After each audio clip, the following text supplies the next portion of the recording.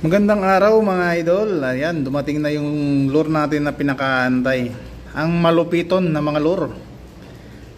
Ang Bulik lure, Lixie lure, ang Zoro at saka ang Saturn. Alright. So, simulan natin yung Bulik mga idol.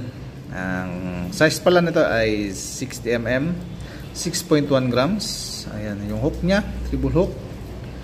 Blood hook, upgraded na po yan, number 8.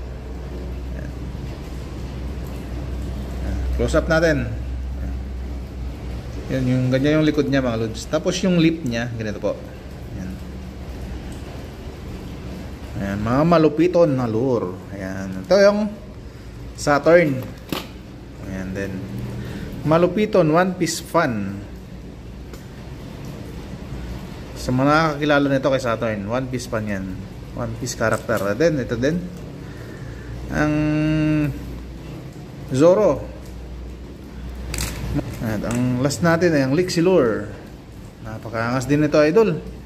Ang kagandahan nito idol, pag nilolo mong ganyan, no, tumutunog. Lahat yan sila tumutunog. Ayan. Ayan, no? Oh, di ba? Angas idol. Tumutunog siya. So ganyan talaga ideal ng mga lure. Kailangan tumutunog. Kasi yung nakakadagdag ng attraction sa mga isda. So yun yung apat na lure na design natin. Maraming salamat po sa suporta kay Sibuyan Tackle at Fish On.